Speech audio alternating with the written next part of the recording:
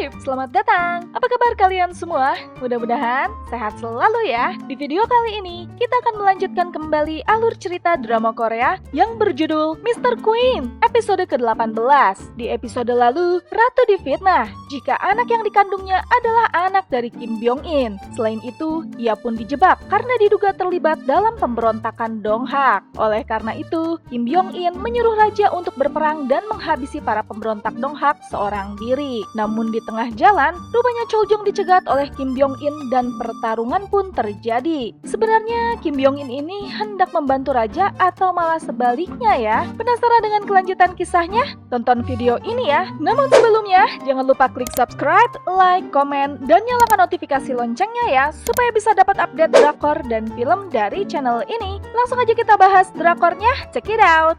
Mendapati suaminya pergi begitu saja, Ratu pun bingung. Ini ada apa? Kenapa Choljong tiba-tiba pergi? Hong pun menjelaskan jika Choljong pergi untuk menumpas pemberontakan. Dan Ratu pun agak sedikit tenang saat Dayang Choi dan Hong Yeon mengatakan kepergian raja tidak akan lama. Kepergian raja ke medan perang membuat singgasananya kosong. Hal ini dimanfaatkan Ibu Suri Agung Sunwon dan meminta pada Kim Byung-in untuk segera mengurus peralihan kekuasaan. Rupanya, Kim Byung-in ada di balik rencana ini. Ia pun berbohong pada Ibu Suri Agung Sunwon jika Ratu sudah memilih bergabung kembali dengan klan Andong Kim ketimbang bersekutu dengan raja. Jadi ia berharap agar Ibu Suri Agung Sunwon mau menerima Ratu kembali. Ya, dengan alasan Ratu terlibat dengan pemberontakan Donghak, Kim Byung-in menyarankan agar Choljong sendiri yang harus menumpasnya. Dan demi menyelamatkan Ratu yang dijebak, Choljong pun memutuskan untuk pergi. Namun ternyata Choljong dijebak. Pertarungan pun terjadi hingga akhirnya Choljong pun terpojok di sisi tebing. Tidak ada pilihan lain, Choljong pun memilih untuk melompat ke laut. Di Balai Daejeon, Ratu yang stres karena ditinggal Choljong pun melampiaskan dengan banyak makan. Ia pun lantas jalan-jalan keluar, namun kemanapun tempat yang ia kunjungin, ia malah selalu teringat pada Choljong. Rindu namun gengsi untuk mengakui. Itulah perasaan Ratu saat ini. Kim Byung-in pun datang menemui Ratu di gazebo. Ratu pun langsung menanyakan kabar raja dan kenapa ada rembesan darah di bahu Kim Byung-in. Dengan berbohong, Kim Byung-in mengatakan jika raja baik-baik saja dan luka itu disebabkan cedera kecil saat sedang latihan. Kim Byung-in pun lantas bertanya, apakah Ratu tidak berniat untuk bergabung kembali dengan klan Andong Kim walaupun demi anaknya? Ratu pun dengan tegas mengatakan, ia tidak akan kembali. Ya, pertemuan di gazebo itu disalahartikan oleh Yong Pyong yang ngintip dan kembali menduga jika Ratu yang berniat jahat pada Choljong. Ibu Suri Agung Sunwon yang mendapat mandat dari Choljong untuk memimpin selama ia tidak ada, lantas menggunakan kekuasaan sementaranya itu untuk mengembalikan para menteri klan Andong Kim yang kemarin terlibat korupsi, serta menggeser posisi Yong Pyong sebagai komandan pengawal istana. Ibu Suri Agung Sunwon pun memperingatkan untuk tidak menggosipkan tentang ayah dari janin yang dikandung Ratu. Jika tidak, maka ia akan menghukum siapapun yang melakukan itu. Sementara itu, Ratu yang gelisah karena ditinggal Choljong akhirnya memutuskan untuk menjahit identitas Shijie alias Choljong di sebuah kain sutra. Dan untuk menghabiskan waktu, Ratu pun mengajak para selir kerajaan untuk main tebak-tebakan. Namun tebakan Ratu selalu kembali pada raja. Ya, mau ditutup-tutupi seperti apapun, Ratu sangat merindukan raja. Hingga karena alasan ketusuk jarum aja bisa membuat Ratu Jang Soyong pun menangis. Di Balai Tomyongjeon, Ibu Suri Agung Sunwon pun menyuruh Kim Byung-in untuk segera menemukan jenazah Choljong. Kenapa? Agar proses peralihan kekuasaan bisa segera diputuskan. Duh, Ibu Suri, semakin lansia harusnya semakin ingat akhirati ya, bukan duniawi terus. Sementara itu, para tentara yang tengah mencari jenazah Choljong akhirnya menemukan baju kerajaannya di tepi sungai. Berbekal penemuan itu, pihak istana pun menyatakan jika raja telah tewas.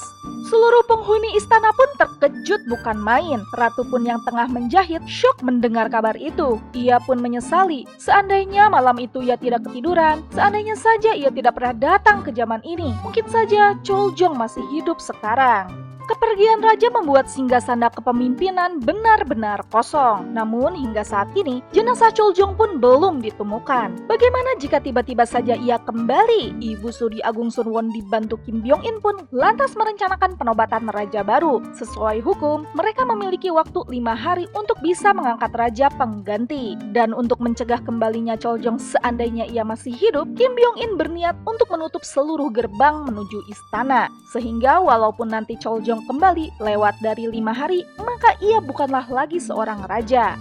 Kubler-Ross menyebutkan ada 7 tahapan berduka dan kini di kamarnya Ratu sedang berada dalam tahapan ketiga, yaitu angry alias marah. Ia pun melempar buku prenatalnya dan menyebabkan buku itu terbuka. Ternyata malam itu Choljong juga ikut menulis harapan-harapannya kelak untuk anaknya di buku itu. Ia ingin agar anaknya segera lahir dengan sehat dan kelak tidak banyak merepotkan ibunya. Terakhir Choljong pun berjanji akan berada di sampingnya saat ia lahir nanti. Membaca tulisan itu, Ratu pun menangis sejadi-jadinya. Ya, manusia hanya bisa berencana. Tuhanlah yang menentukan segalanya. Yongpyong yang masih menduga jika Ratu terlibat atas tewasnya raja, malam itu mendatangi kamar Ratu dan mengancamnya. Gara-gara Ratu, raja harus pergi untuk berperang. Di saat bersamaan, Kim Byung-in pun datang bersama pasukannya. Yongpyong yang tengah mengancam Ratu pun mengatakan jika raja bukan tewas di tangan pemberontak, melainkan tewas di tangan tentaranya Kim Byung-in. Namun, Yongpyong pun akhirnya tidak jadi menghabisi Ratu, mengingat Ratu sedang mengandung anaknya Choljong. Melihat Yongpyong menyerah, pasukan Kim Byung-in pun langsung menggiring Yongpyong menuju penjara. Dan tidak hanya Yongpyong, Hong pun akhirnya ikut di penjara juga dengan tuduhan kehilangan sejumlah senjata di gudang senjata. Kim Byung-in pun lantas mengadakan pertemuan dengan para menteri dari kedua klan. Dengan alasan takut para pemberontak Donghak masuk menyerang Hanyang, Kim Byung-in pun meminta persetujuan untuk menutup seluruh gerbang perbatasan. Ya, padahal Kim Byung-in ingin mencegah kembalinya raja jika seandainya saja raja masih hidup. Dan malam itu, Ratu pun kembali menyamar sebagai Kasim agar bisa masuk ke kamar duka raja. Dengan alasan hendak mengganti lilin, kepala Kasim membuka jalan hingga mereka berdua pun akhirnya bisa masuk dengan leluasa. Di dalam, Ratu pun langsung memeriksa jenazah yang telah dipalsukan sebagai jenazahnya Choljong. Namun setelah ia memeriksa dengan seksama, yakinlah Ratu, itu bukanlah jenazahnya Choljong. Masih dengan baju Kasim, Ratu pun lantas mengunjungi Hong dan Yongpyong yang tengah di penjara.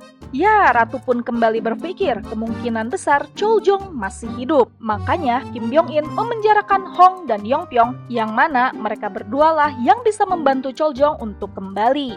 Ratu pun lantas memberitahu kedua dayang jika raja kemungkinan besar masih hidup. Di balainya, Ibu Suri Agung Sunwon sebagai pemegang kekuasaan tertinggi saat ini lantas mengumumkan hendak mengangkat raja pengganti baru. Dan kabar ini pun langsung disebarkan pada rakyat. Dan seorang pria yang sudah membaca berita itu pun lantas pergi dengan gerak-gerik yang mencurigakan.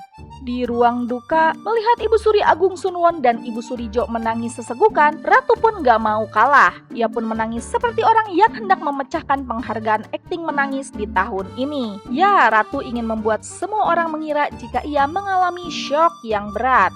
Sepulang dari ruang duka, rupanya Ratu telah ditunggu oleh Jo Hwa-jin di balai Daejeon. Ratu pun langsung menginfokan jika Choljong sesungguhnya belumlah tewas. Mendengar kabar itu, Jo Hwa-jin pun menjadi lega. Kembali ke Oktajeong, Kim Byung-in pun kembali mengadakan pertemuan. Di sana, Kim Byung-in hendak mengendalikan kedua klan di bawah tangannya, dan ia mengancam kepada kedua klan untuk tidak kembali bermusuhan. Jika tidak setuju, maka ia akan menghabisi siapapun yang keluar dari ruangan itu. Dan malam itu, sepeninggalan para dayang, Ratu pun berkemas sambil membawa panahnya Jo Hwa-jin dan pergi menyelinap keluar istana dengan tujuan hendak mencari Choljong. Tak lupa, ia pun membawa shawl bertuliskan CJ hasil jahitannya. Namun di jalan, tiba-tiba saja ia dicegat oleh Kim Byung-in. Ratu pun memperingatkan Kim Byung-in untuk tidak mencegahnya. Lagi pula, jika memang Kim Byung-in mencintai Kim So-young, seharusnya ia mengenalinya dengan baik. Jika Kim So-young di hadapannya kini telah berbeda. Dan karena Kim Byung-in kekeh ingin mencegah Ratu pergi, mau tak mau, Ratu pun akhirnya menembakkan anak panahnya hingga mengenai kaki Kim Byung-in.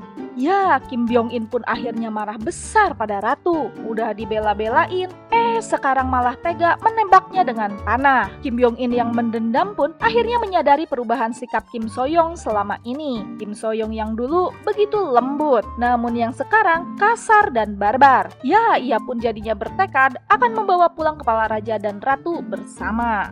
Dan tanpa ratu duga, rupanya Dayang Choi dan Hong Yeon yang setia pun malah ikut menemani petualangan ratu untuk mencari Choljong. Dan mau tak mau, ratu pun akhirnya menyetujui kedua dayang itu untuk ikut dengannya. Keesokan harinya, Kim Jo-geun pun kembali ke istana dan menyatakan akan membantu Ibu Suri Agung Sunwon untuk mempertahankan kekuasaan dari balik layar. Ia pun menjebak sekelompok pengumpul obat herbal untuk dibuat seolah-olah mereka adalah pemberontak Donghak yang telah membunuh raja. Ya, seperti dugaan ratu, ternyata Choljong memang masih hidup. Ia pun tinggal di sebuah rumah milik pria misterius yang ada di pasar tadi. Namun tampaknya, pria itu tidak memberikan tumpangan gratis pada Choljong. Choljong yang curiga pun lantas mengamati pria itu yang tengah bertukar surat dengan seseorang di luar. Ya, pria itu sangat mencurigakan. Apakah ia anggota pemberontak Donghak yang sesungguhnya? Di istana, Kim Byung-in pun bersiap hendak menangkap ratu. Kim Hwan pun cemas melihat sikap Kim Byung-in pada ratu yang berubah 180 derajat. Ia pun lantas melaporkan pada Yong Pyong dan Hong jika semalam ratu menghilang dan kini Kim Byung-in hendak menangkapnya.